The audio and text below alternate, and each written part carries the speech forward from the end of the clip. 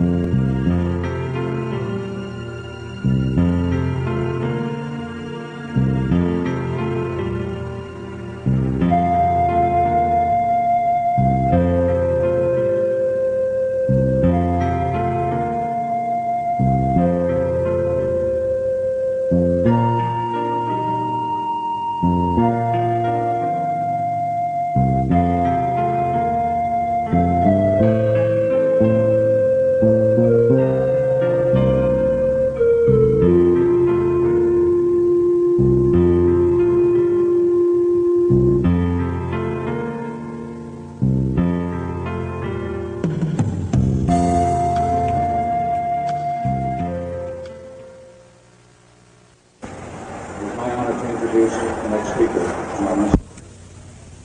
met Phil over the telephone approximately 3 years ago, and in person about 2 years ago.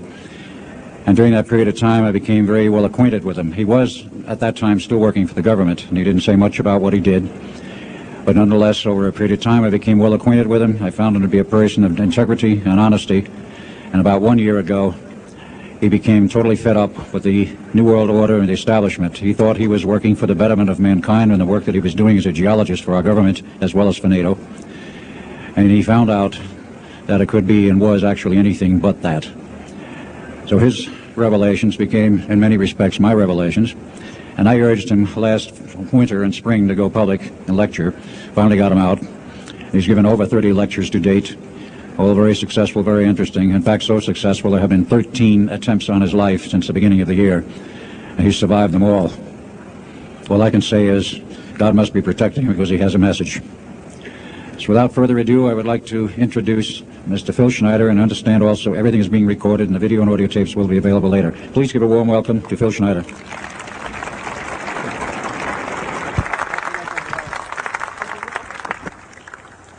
Thanks, Al. I guess I can always start off by saying loose lips sink ships. That's almost a pun anymore. I'm Phil Schneider. I worked 17 years for the United States government as a geologist and aerospace engineer, as well as a structural engineer. I worked for such elusive occupations with Morrison Knudsen, Bechtel, Page & Page, Aerospatiale of France, and a host of other, EG&G, and a host of other, Los Alamos Laboratory, and these kind of things. But rather than bore you with all those statistics, I've got cooked up a real mixed bag here of different topics, and it's might be a little bit like brain overload, but I'll start from the beginning. Now, like I said, I worked 17 years, co-invented methods of shape charge blasting as well as laser rock deflagration, which means rock is literally melted or powdered by a special maser laser combination, and the residue of the rock underneath is applied as a coating, as a liquid coating, kind of like instant agate, if you could imagine a hunk of agate, which is a hard silica mineral, rock actually. But up here we have another topic. This is an area to where I worked. I worked 11 years of the 17 years at Groom Lake, S4, S2.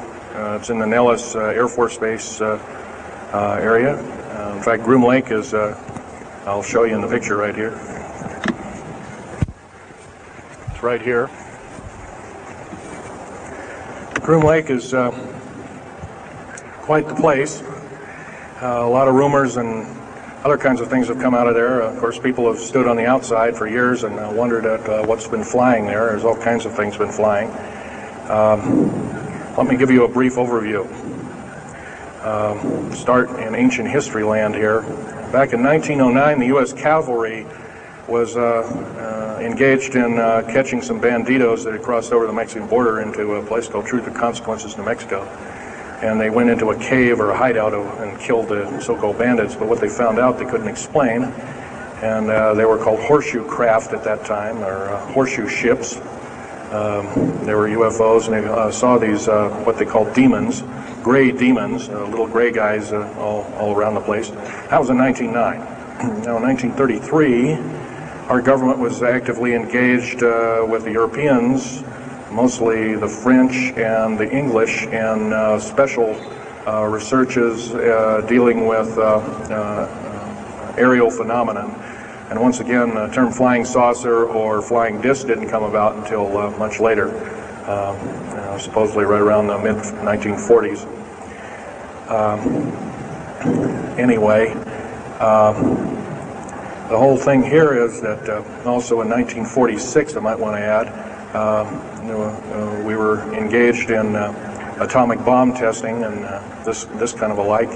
And of course, the area of Bikini Atoll, some of the pictures are over here on the white board, are showing with the actual language of both the U.S. Army and U.S. Navy archives.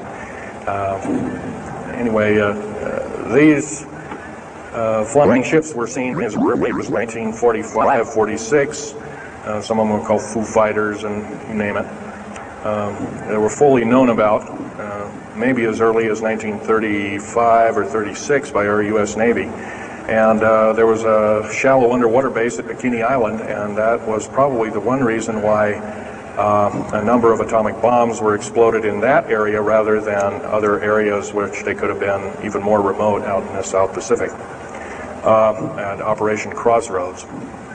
Well, anyway, this all led up to later on, about 6-8 years later, 1954, during the Eisenhower administration, led to an interesting treaty called the Greada 1954 Treaty. It was the Alien-Human Treaty. And supposedly the aliens had come in and exchanged technology, and they'd want to take an occasional human being and a few head of cows, and accurate books were supposedly to be kept, and all this kind of stuff. And of course, eventually all that broke down, and aliens are notorious for being liars, even greater liars than so-called, in quote, we humans are. So alien treaties are often just not even the pieces of paper they're written on, they're just really kind of worthless. Anyway, my work as a geologist in building underground military bases, some of which are over 2 miles underground. And I think when you listen to Al tonight, if you have a chance to listen to him, he will speak of, Al's actually been on some of the high-speed monorail subway cars, if you might want to call them, that link these bases together. Some of them are capable of riding on a cushion of air about 3/4 of an inch off a rail at a better part of Mach 2. And he's actually been on one of these trains. I've only been in one of the tunnels and helped build some of the tunnels. Incidentally, I helped work on 13 deep underground military bases. Had hands-on experience. Notorious was the one in and around the Dulce, the southeastern and southwestern sides of Dulce, New Mexico, in the Los Alamos laboratory regions, where we built some hermetically sealed rooms that were very deep, going down over a mile. We also built additions onto Groom Lake and S2 and S4 complexes. There are a total of 9 underground. They're called DUMBs. Like, you can learn a lot from this dummy, but DUMB stands for Deep Underground Military Base, and or a deep underground, DUM2, for instance, is a submarine base, and I helped build a few of those too, which are off our continental shelves and in certain islands and out in the Atlantic and the Pacific in strategic locations. All this, I can hardly, in an hour's time, I can hardly squeeze all this in, so I'll be kind of rambling here if you just bear with me.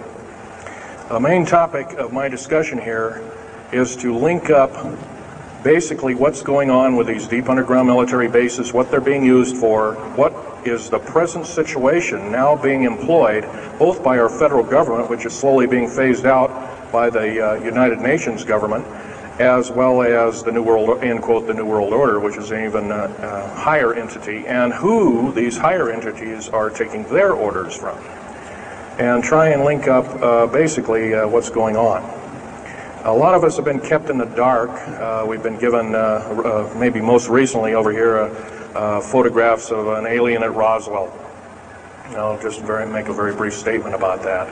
The photographs cannot stand up to a computer grain analysis test and therefore are retouched or faked. They're not real. The real one, the real photograph of the charred or dead alien that was, or one of the several that were autopsied, is over here, was given to me by a friend by the name of Skip Fromback of Seattle. And his father worked as one of the principal doctors. He was from Germany at the time, and worked on some of the autopsy material, from what I understand, along with other people. Anyway, you just can't believe everything, and that goes for me. You got to get out there and do your homework. Like I always say, you might don't put your spectacles on, you put your skepticals on when you listen to me. So if we can have a show of hands here, how many people have heard about Roswell, New Mexico? Very good, almost all. And how many people have heard about the black helicopters and the other kinds of flying saucers type equipments out at Groom Lake and other places? Very good. Well, this obviously is a nice enlightened audience. Most of you have probably seen what a black helicopter is, or maybe even gotten rare glimpses of an F-117A Black Jet, or Stealth, as they're often called, or a B-2 bomber, or B-1 bomber, or some of these other sophisticated aircraft that are now being touted as the new technology. Once again, where did we get this new technology? Well, obviously we've had a little hand in that. Our little alien so-called buddies, have kind of exchanged things, not without a great cost. The cost of which has been a lot of people have disappeared. Some, and I'll blow this statistic by you. There's, according to current FBI and Defense Intelligence Agency and CIA statistics, 100,000 children and 1 million adults disappear every year. And these are not kidnappings or murders or rapes or suicides or anything. Totally unaccounted for. And where are these people going to? Nobody knows. Maybe one of us in this room or somebody has encountered such an individual and lost a loved one or a friend or something, and that's unfortunate. My best friend, Ronald Lee Rummel, several years ago, got himself murdered because we dared to put out in print, at that time I was still working for the government, and so was he, we dared to put in print the so-called the Strategic Defense Initiative, or Star Wars, as part of the New World Order, and takes its actions. It was originally written as a kind of a spoof or a joke. We had one of these alien greys dressed up and had New World Order insignia on, and of course that wasn't taken very nicely, and my friend got himself murdered. It was called a suicide, but now it's been turned over to special authorities who now acknowledge it was a homicide. Other than that, I'd like to also mention something about my father. My father was a U-boat captain in Hitler's Navy, and he got captured and taken over. I didn't find this out until about 2 weeks before he died on his deathbed. He kind of told everybody in total shock. I was one of them. In fact, I didn't believe him. I thought he was kind of in delirium or something like that. And of course, other things have come up since. And so, anyway, he was captured by the French, turned over to the Third Army, the U.S. Third Army, and then U.S. Third Army turned him over to the Navy. And he was a master machinist. Now, that's not a journeyman. A master means they can take a block of metal and make a gun or a watch or some other fine instrument. And he was a master machinist. He later became an MD doctor and part of the aerospace medicine group of the United States Navy. Was instrumental in helping build the USS Nautilus and its first nuclear-powered predecessor, the Enterprise, the first nuclear-powered aircraft carrier, and other ships like it.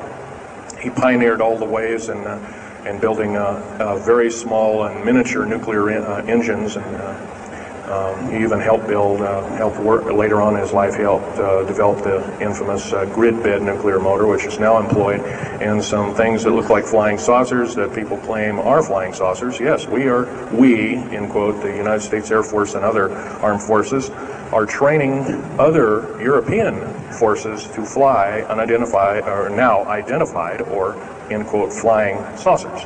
We've actually built several prototypes that are flying under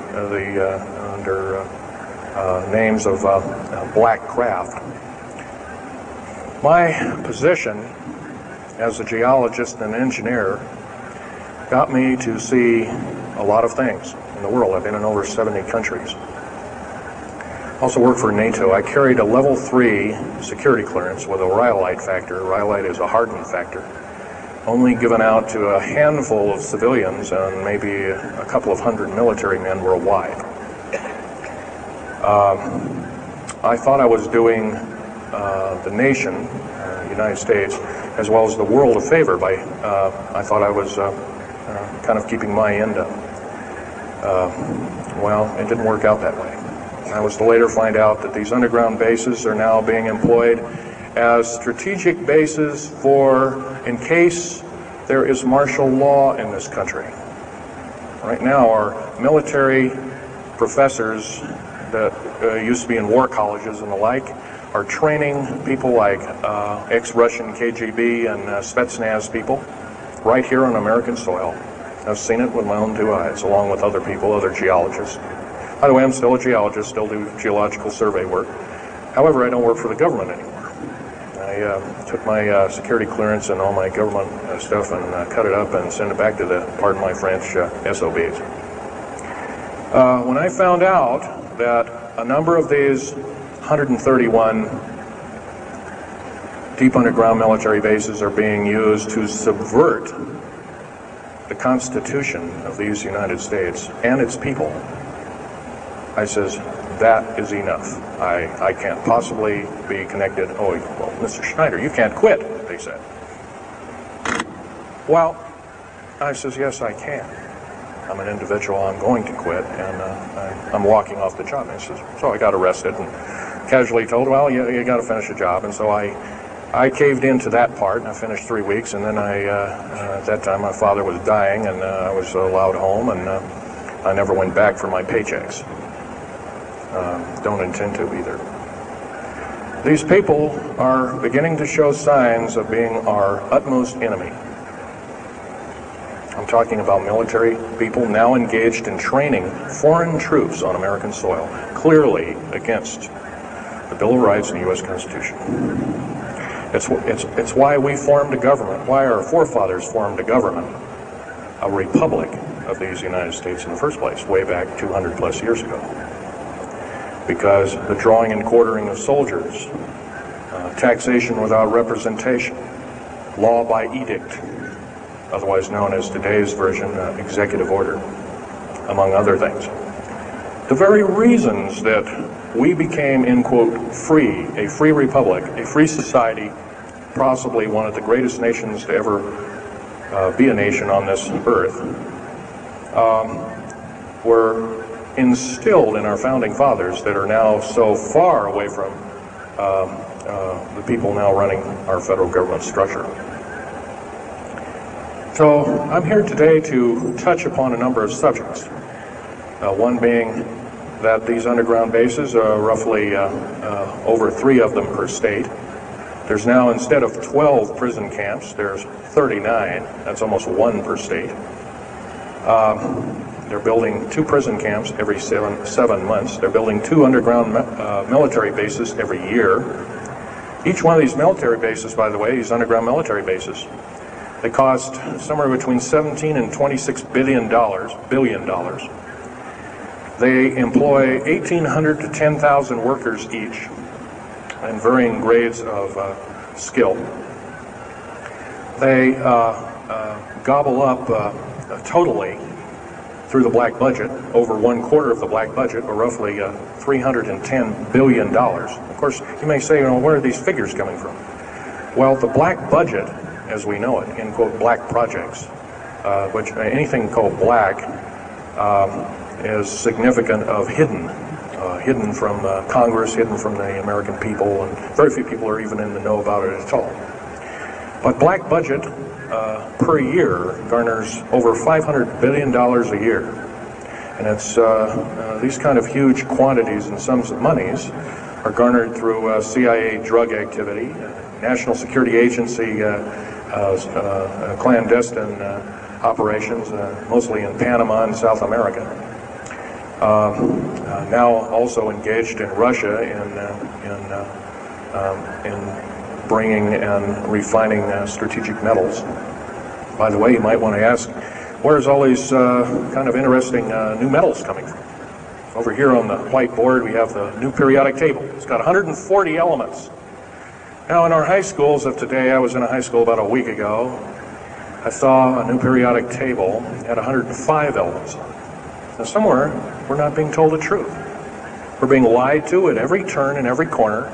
We're considered less than morons. So the government has made itself an entity, an independent taxing body, an entity into itself, and isn't accountable to anybody, not even the so-called New World Order. They just go ahead and do everything willy-nilly as they please. There's nobody checking. You don't have to worry about this. Occasionally there's a senator who pokes a nose in here and there, and that senator finds out either nicely or not so nicely that you don't do things like that. Now, if we're to gain a grip on our country, if we're to take our country back, we must first ask our public officials if they cannot tell us the truth, and we will impeach them, or they will be impeached, or they'll be tried as traitors. This is pretty stiff language. Already it's slowly beginning to trickle out and to occur to a number of people that this may be the only way out. Also, our founding fathers, George Washington, Patrick Henry, and a few of the other ones, came up and said that you don't want to let the beast out of the box. And they were talking about a runaway government. You don't want to allow your government to become like England at that time. And so they warned us about this very same kind of thing. First of all, the United States is not a democracy. It's not a republic anymore. It should be a republic. That's to the republic for which it stands, one nation under God. Why we can't even pray in the public schools anymore. We have to have a Supreme Court judge or group of them, plus Janet Reno and company, among other things, telling us what to do. Interpret for us as if we cannot read with our own two eyes and understand with our mind. This, of course, is bad policy all the way around. And I guess I don't need to blow that by your ears. Okay, on another subject, I have a number of items up here at the table. One of which here is, if I can show it, is a heavy hunk of rock indeed. It has a weight of about a little bit more than a pound, 2.5 times the weight of uranium. It's not radioactive, can never be made radioactive. It's composed of earth, rare earth, clays, and powdered metals, as well as an alien element, mostly from crashed, retrieved flying saucers and those of the kind that have happenstance to crash in our deserts and backyards, so to speak. It's called Mironite. This is employed in every stealth aircraft, every black jet, throughout the black budget. Also in the very small quantities in the skins of black helicopters. Mironite. Here's another thing. Here's a piece of probably the purest titanium you'll ever hear or see. It's so pure, it's also composed with other alien elements to make it extremely tough. It's capable of withstanding temperatures in excess of 7,000 degrees Fahrenheit. Our new Phoenix-class submarines, of which we're building 2 a month right now. Phoenix-class submarines is a black budget program. Each one of those submarines costing $208 million just for the titanium hull, which is made of this material. Approximately 10,000 pounds of it. Now, we've got, supposedly, as of the data right now, we've got 106 of these submarines. They're plying the waters and the waves. They can dive to a depth of over 7,000 feet and hold that for 3 months. It's a fantastic submarine indeed. It has 11 grid bed nuclear motors on it, engines, that run everything, purify the air. And, by the way, these aren't your usual nuclear motor installation. They're very small. They're probably no bigger than this podium, weighing less than 3,000 pounds, putting out as much as the equivalent of 3 aircraft carriers of the Enterprise class. But these Phoenix-class submarines are getting this metal. Now, where are we getting the metal? It's being stockpiled in a number of strategic locations. Supposedly, I've heard stories, well, it's being mined on the moon, and I have no way of proving that, one way or another. I think we're probably getting it from Russia, or refining it in outer space. What are we shuttling? Basically, a shuttle, a secret shuttle flight. 1 a week now is going up and back. What are they shuttling? Well, obviously, they've got kind of their own little laboratories up there, space station, and all this kind of stuff. Remember, what you're being told is only just a smattering of the truth. It's not the real truth. Maybe it's 5% of the truth. Maybe it's not even that. You can rest assured you're not getting much. Another strategic metal is this particular bar with some strange crystals on it, scalenohedral crystals of niobium, titanium, rhenium, copper oxide. This complex group of elements, not found on the Earth in specific quantities. This was developed at Los Alamos through EG&G and other outfits, are employed in all black jet aircraft, all of them, including the, in quotes, sport model, the little flying saucer we occasionally see over at Groom Lake. And by the way now, if we happen to be with a video camera, taking pictures of the so-called area around Groom Lake, it's now, you can get your equipment confiscated, your car, your house. You're considered the same thing as a drug dealer, and you'll go to jail for 5 years, up to 5 years, and $1 million fine. I personally don't think this is what I'm hearing. I just don't think that this kind of punitiveness is what we need in America, and we have to get rid of it, otherwise we're going to die with no America. Here's some other elements. Here's a very light element. It's composed of lithium metal, as well as an alien element, a little heavier than hydrogen, but a little lighter than helium, also employed in this. It's used in secretive methods of propulsion, and it also is in a peculiar scalenohedral crystalline form. And anything scalenohedral, and by the way, a scalene triangle is no side is equal to another side. The scalenohedral metallic crystalline structure is definitely alien element, or alien technology converted over to our own technology. These were given to me about a year ago. They're called alien or aurora drops. It's supposedly the skins of the black jets. Some of the ones that are coming in at very high rates of speed, they're still glowing red hot, white hot, and they'll sit out there and cool off, and they're dripping their material off of them. And it's kind of like a rubberized coating. It's not rubber, I can tell you that. This is hard as lava rock or harder, capable of withstanding tremendous temperatures, but nonetheless, some of it sloughs off every time, and so they just kind of scoop it up and throw it in the trash can. There are a few pieces of it. Here's one of the hardest so-called man-made rocks. Once again, it's got a number of alien counterpart. It's got an alien crystalline structure to it, very advanced. It's about 11 times harder than a diamond, about 70 times stronger than a diamond, capable of standing temperatures in excess of 10,000 degrees Fahrenheit. It is employed as very thin coatings or windows, tiny windows, in hypersonic aircraft that exceed Mach 5. Here's an interesting artifact. Right here in this hunk of rock, which by the way was an old 100,000-year-old chipping tool found in Syria, Jordan rather, excuse me, is a imprint of, it looks like a fossil, but it's not. It's an imprint of a small mechanical part with exactly 360 kind of little rotor blades. Well, this rock is 220 million years old. Who was making machines 220 million years ago? Maybe von Däniken was right after all, huh? Here we have an actual piece of agatized fruit, or it's similar to a lime. It's even been pecked by a bird at one time, and that's still there. So it's instantly turned to agate.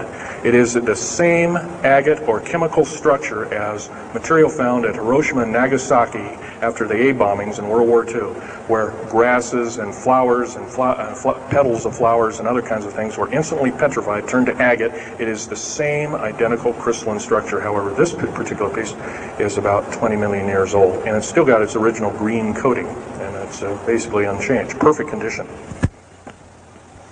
Likewise, here's a garlic plant about somewhere between 20 and 35 million years of age, and once again it's got that same pink agate coating. And here are some pieces of the metal skin from the crash disk at Roswell. It was given to me when I was 14 years old. My father was visiting one of his old friends in the Navy archives, as well as he was in the Royal Navy in England. And I, as a 14-year-old boy, I says, "Gee, Dad, can I ask Johnny something?" "Oh, go ahead, ask him. Get anything you can from him," you know, that kind of thing. I says, "Well, gee, Johnny, well, do you think I can have a piece of this metal?" "Oh, no, you can't have that." And I says, "Oh, give it to the kid. What the heck? He won't have it very long anyway." Well, I've had it all this time. It's kind of a unique thing. They were able to break the skin of that craft, by the way, by dropping it into a bath of liquid nitrogen, hitting it with a mechanical or hydraulic hammer, and it shattered into little bits. And it was later analyzed and adapted for our own technology. All these artifacts are fine, but once again, the main part of this talk is, where's it all leading to? We get very little spin-off to where any of this is leading to. Occasionally we'll get a new computer, or maybe a quartz watch, or some little trinket, like kind of like giving the Indians beads a couple hundred years ago. Well, we're getting these little spin-offs. But the black budget still rolls on, garnering up over $1 trillion every 2 years. It's somewhere between 1.023 trillion and 1.31 trillion dollars every 2 years. And every year it goes by and the black budget is unchecked, unaccounted for, it's just subverting our country. That's number one. Number two is that these underground military, first of all, if there was something like a nuclear war, or there was a definite enemy out there where we were going to be under attack, like from China or someplace like that, I could see maybe a couple of dozen underground bases for a government, and so it could theoretically rise up like the phoenix out of the ashes. Well, not 131 of these, and if you were going to so-called round people up and put them in prison camps, what a better prison camp than underground, where nobody knows where it is anyway. So once again, these underground bases are most likely been planned as underground prison camps and slave labor factories for the New World Order. New World Order, by the way, is getting, and I'm probably the only person ever talking about this, the New World Order is taking, and the United Nations is taking its orders from, believe it or not, these more powerful outer space alien entities. We might call them the large grays or the small grays. Sinister forces indeed.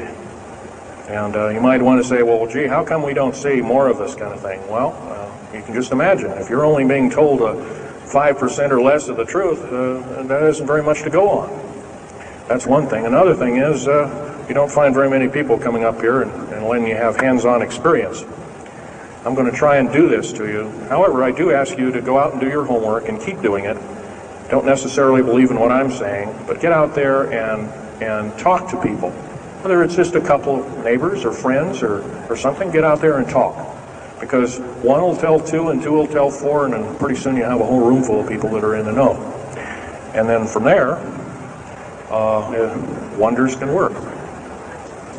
Other than that, as far as changing the black budget and these clandestine programs, public opinion is only going to be that, going to do that, and it's going to take millions of us. But we have to be informed. And to do that, we have to be doing what we're doing now, gathering and talking.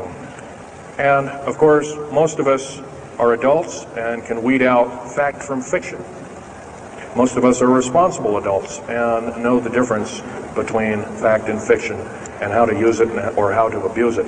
So we therefore have to continue to keep studying and keep talking.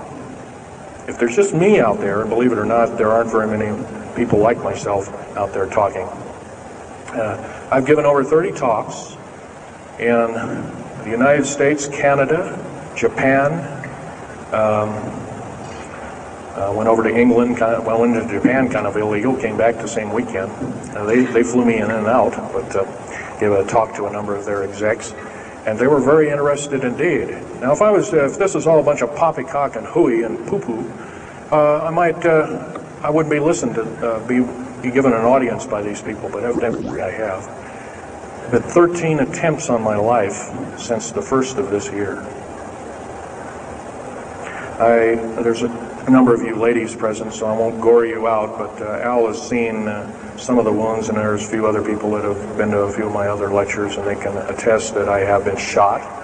I've been run off the road, I've been pushed off the road, I've been mostly shot at, and that kind of thing like that. But been in hand-to-hand combat with some of these people, and once again, I'm not in the best of shape anymore, but I still know how to handle myself.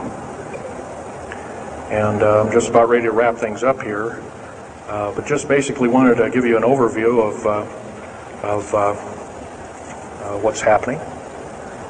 And if we have any questions, we can start asking a few questions. Okay, here's a gentleman way over here. Would you please speak up loud?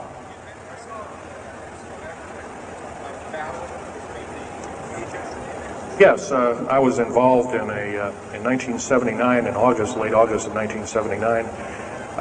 I was involved working through Los Alamos Laboratories at Dulce, New Mexico, and what's now known as the Alien-Human War. 66 Secret Service agents, government workers, geologists, and the like. I almost bit the dust. I could have been number 67.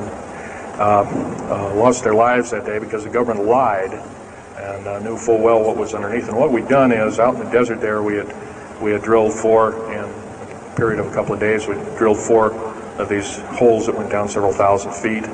And one of these holes kept bringing up dirty dust and putrefying odors and broken off machine bits and other kinds of things like that.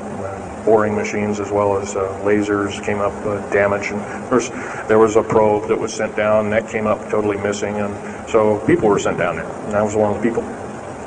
And when I got down there, of course, the odor was, and remember, I was in a spacesuit type environment. All I had was a small tool belt with special sensors, a small rock hammer, and a rucksack for mineral specimens and other kinds of things like that. And I had my little pistol. And being an engineer, I didn't have time to carry a big hunk of pistol like most of these Green Berets carry, stuff like that, Black Berets. I carried a little Walther PPK with a 9-shot clip. As soon as I got down this hole, standing about from me to this gentleman over here in the front row, about 10 or so feet away, 7 feet away, something like that, was one of these 7-foot-tall stinking alien guys, and I didn't waste any time. I said, I'm not fiddling with you guys, and boom, away you go. And I was one of the rare few that had been allured that this may or may not occur, and so basically was given ET training, but a lot of these other people weren't. And we were, in fact, it was asked, are there aliens in the area? And of course, the big question was no. And that was a big lie. And of course, 66 people died that day. I have a big hole in my chest. I lost my lung was literally burnt out of me. My fingers burnt off of me. My toenails burnt off of me. My skin was, I was in radiation isolation therapy for 400 plus days. My bones were vitrified or burnt. I was cooked. I managed to survive. They're telling you something about it today. Other than that, I'm the only talking survivor. There are only 2 other survivors, and they're in nursing homes up in Canada. And Canada refuses to allow the United States officials to talk to them. They're in very bad shape indeed. One of them can't talk, and the other one doesn't want to. So they're regarded as Canadian heroes, and so they're being kept by Canada. Okay, this fellow over here. Speak up loud. Actually, yes, there's several. In fact, as I was coming to this talk, I was supposed to be here by plane, but there was a subsequent foul-up. Anyway, I drove all the way and did it in one day.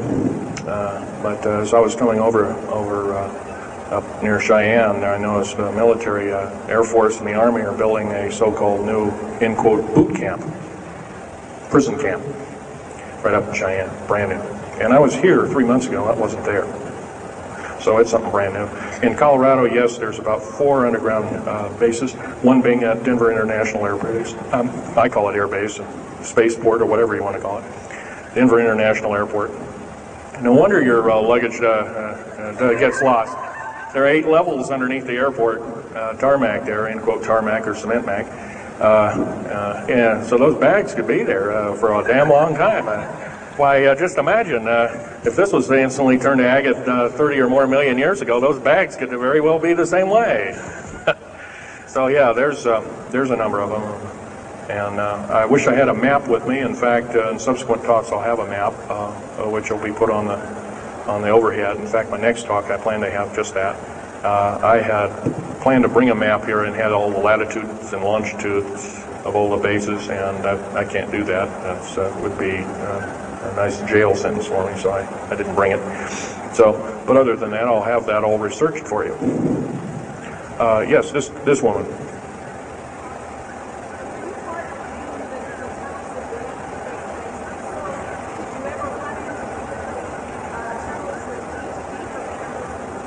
Yes, as far as there being an inner Earth, a hollow Earth or anything like this, no, I've never run into anything like that. However, Al Bielek has been on these tunnel trains at the better part of Mach 2, going from coast to coast an hour and a half, faster than any jet plane that we got, including the SST, or thereabouts, the same rapid speed. But I helped build a lot of these tunnels, and all of the underground mountain or military bases are connected, all of them, all 131 of them. They're connected both by road, not a big freeway under there, but it's at least a 2 to a 4 lane road, rather narrow lanes, but they're there, and they're also high-speed magneto-leviton train tunnels. Yes, this lady over here. Stand up and speak up, please.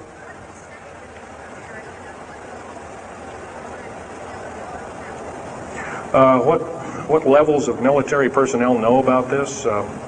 Most of the levels of military know about this, especially the higher levels, higher officer levels. The enlisted, I'm sure, don't, or is basically kept in the dark like we are, end quote, we are. So, yeah. This fellow right here with a hat. Hat on. Well, there's 131 of them in the United States, 127 of them in the lower 48. There's some in Canada, I'm not counting those. There's some in northern Mexico, I'm not counting those either. They average about 4¼ cubic miles hollowed out underground, an average depth of 5,700 feet underground.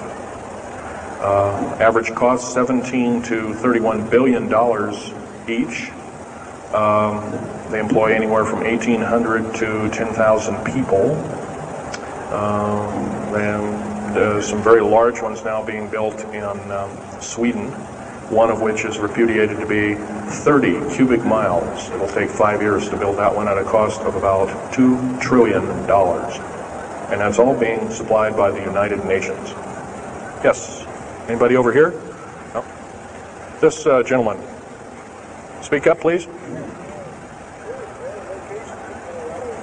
Okay, you want to know exact locations of all these? Well, for where all of your Army, Marine Corps, Navy, and Air Force bases are, they're with all this present, not the ones closed down. And by the way, the closed down bases are now being used for gasoline storage and equipment storage and these kind of things. So they're not really closed down yet.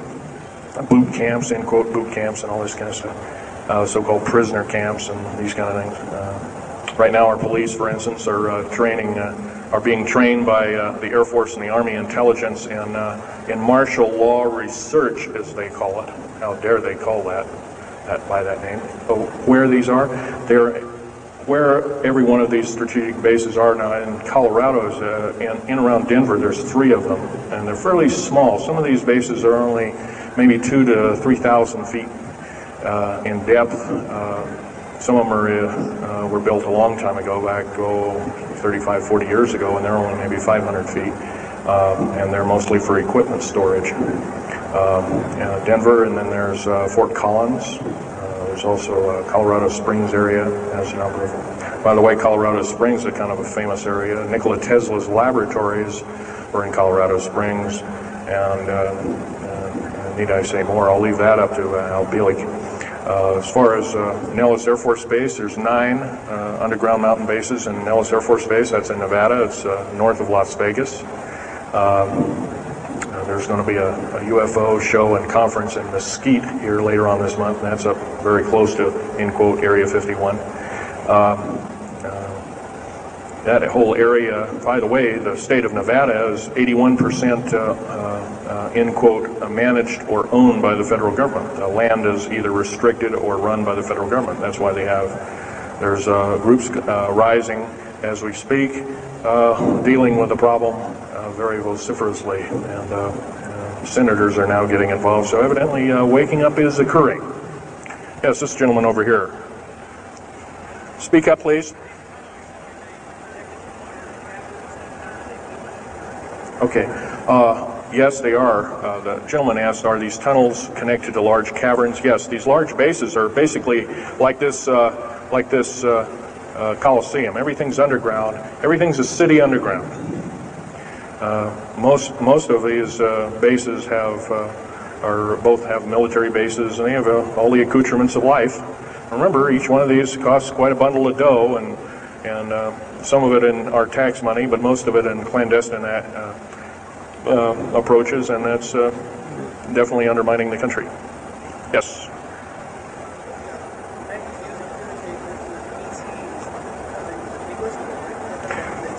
Well, some of them have a difficulty in understanding our language. It's too slow to them. If you've heard whale songs or bird chirpings at high speed, it's about what these aliens sound like audibly to us, so it's a bunch of gibberish. Yes, they've slowly actually broken down. There's 11 prototypes or 11 civilizations of aliens visiting this planet all the time, all of which are known by the U.S. military, 9 of which are not very good indeed. They're pretty bad news. 2 of which are benevolent, but the benevolent ones have supposedly left. They have their own little war of sorts, especially the Pleiadian groups and whatnot like that, of which Val Thor was repudiated to be a Venusian, but other people will alert he looks more like a Pleiadian. He looks normal human, except he's got 6 fingers and toes. He's got one oversized lung. He's got 2 hearts. He's got all kinds of weird stuff. Bones are bigger. Yep.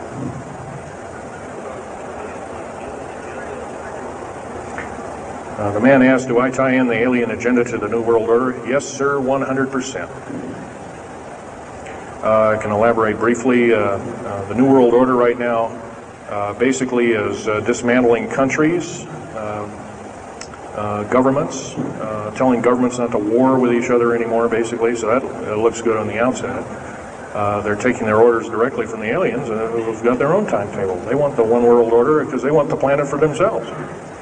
Of course, you've often heard of the term Global 2000, and that's a supposed sinister plot, or has been a group of sinister plots to produce biological weaponry to reduce or thin out the so-called ethnic cleanse the population of the planet by 5/6, or roughly 5 of 6 billion people, enslaving the rest to work willy-nilly with the so-called people of the New World Order. Now, another peculiar thing is the alien agenda is not really well believed nor understood by a lot of these one-worlders. They don't believe it. They think they've been singled out for their own end of glory, and what they don't know is they're just another human being, and according to the negative or bad aliens, they're just another, we're considered bags of food to them.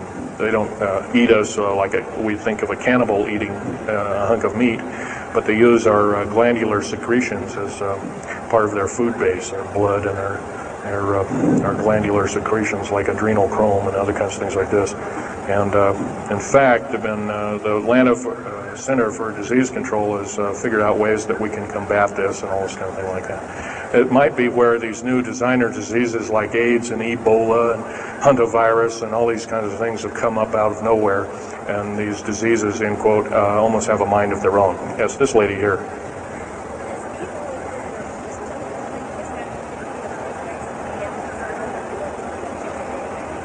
Okay, lady asked, is the tunnel building having an effect with earthquakes? Yes, it could very easily be, although you got to remember a lot of these underground bases are constantly being repaired, and so a lot of people have to be hired. As far as the U.S. government, second part of her question was, is the U.S. government modifying our weather? Yes, that's an affirmative. And we have, the U.S. government's been working with the Russians for at least since 1972 and maybe as early as 1966 on weather modification, and it's a well-known fact, and it's well employed. And by the way, they can literally weather modify a hurricane or a tornado out of existence. And the reason they don't do it is pretty obvious. Yeah, right. Or they could actually send a plane inside of a hurricane, for instance, that would blow off an atmospheric bomb or a shockwave bomb in the eye of the thing, and it would completely dissipate. Well, they don't do this, of course, and there's probably other reasons for that, see which way it goes or what kind of havoc and how we can study the havoc, and we go from there. This fellow way in the back in the black. How do we learn more about our general topic? Well, there's this particular fellow, his name is Richard Souder, PhD, wrote a book recently, Underground Bases and Tunnels, What is the Government Trying to Hide? That is one book. Then we have here's a popular science article, Secret Air Base. The government doesn't want you to know that Groom Lake, supposedly Groom Lake doesn't exist. Well, I guess if it doesn't exist, then me talking about it, I guess I can't be arrested or anything. I'm just full of poppycock here. Well, the editor, one of the editors of Popular Science that put this article out is now in federal prison. Then there's a book that called Stealth Fighter Pilot. These books are available. I got this one at Dalton's. This one actually was sent to me by the publisher. I did some test piloting, and the only thing I test piloted was would run the aircraft back and forth on the runway, the special runways we built at Groom Lake. There's a picture of me in uniform. And I can go on. And these publications are out now, and they're available. Yes, this lady over here.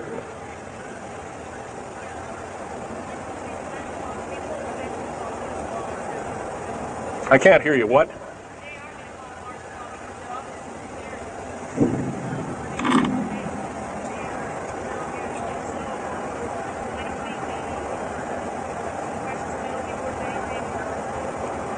Okay.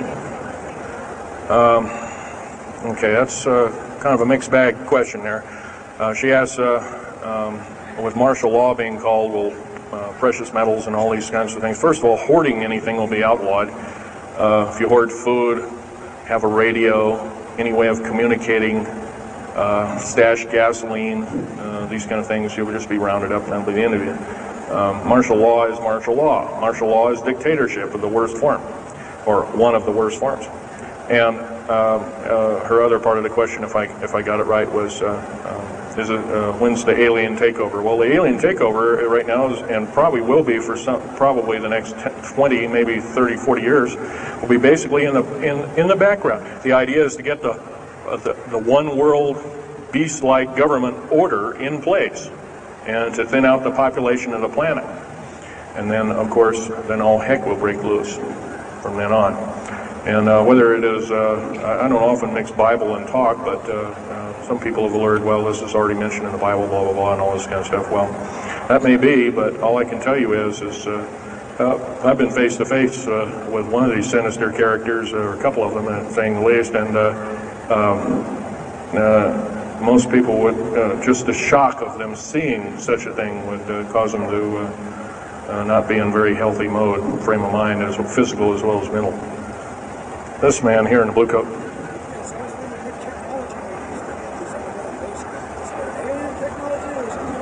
Well, it's a combination. What?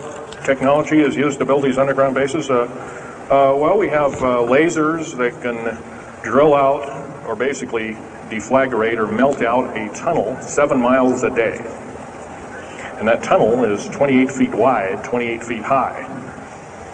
You've been told about drilling and boring machines in a very slow, quarter of a mile a day. Most of that went out in World War II. Most of that's all World War I or World War II era materials. And once again, you've been badly lied to. I can hardly believe, first of all, I've worked on public engineering projects, and we do better in grinding up road beds and laying them down at the rate of 4 miles a day, and supposedly that doesn't exist. Well, I worked on one in the state of Oregon just a few months ago, and we built a tunnel for sewage tunnel and whatnot like that. It wasn't very big. It was about 6 feet across, and I drilled right through solid rock, right to base of under one of the hills in Portland for their new light rail. Did that in 2 days. But it was a small, complex tunnel. It was big enough for a man to crawl through and inspect. I was one of the people that inspected, so yeah. What technology? A lot of this is alien technology, readapted for our own use, but a lot of it's our own ingenuity too. So you can bet, how can you tell alien technology? Well, anything that's just absolutely outlandish, like taking a oxyacetylene welding torch and trying to cut into this metal and getting nowhere, obviously, would be metals research, aircraft research and the like, and different tools and products, which things that are many times the hardness of diamond or known hardened substances like boron. Obviously, that's nothing that we came up with on our own. What we could have over a several hundred-year period. But you've got to remember, too, that the military technology is outstripping the public sector technology at the rate of 44 to 45 years of technology for every calendar year, every 12-month calendar year here. So every year going by this time in 1996, the military technology will be roughly 45 years more advanced than where we are today. So it's quite possible that way back in 1943, the U.S. Navy not only caused the ship to disappear, it literally disappeared and reappeared. Basically, military technology right now is about 1,200 years more advanced than public state technology. And computer technology right now, it's off the scale, I can't tell you. It's just right now, and employing just in black jet and stealth aircraft, the new computers are so completely advanced that we couldn't get them in the public sector for maybe another 40 or 50 years. Yes, this lady here.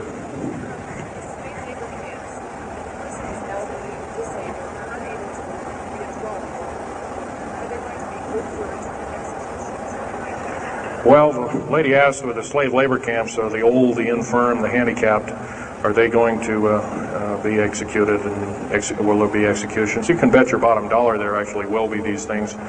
I wish I knew more, but I don't. I've had my own agenda to kind of keep up and talk about. But other than that, yes, I would imagine so. If you look at all the 39 prison camps that are presently built, and they're called boot camps, by the way. And of course, these new trains that they have that have 143 shackle placements per train, they're a scary thing indeed. You know what they're called? They're called United Nations Prisoner Transfer Cars. Oh, that's an appropriate name, I guess. Well, we got to wrap it up here. They're telling me it's time. I'll take one more question. This lady over here.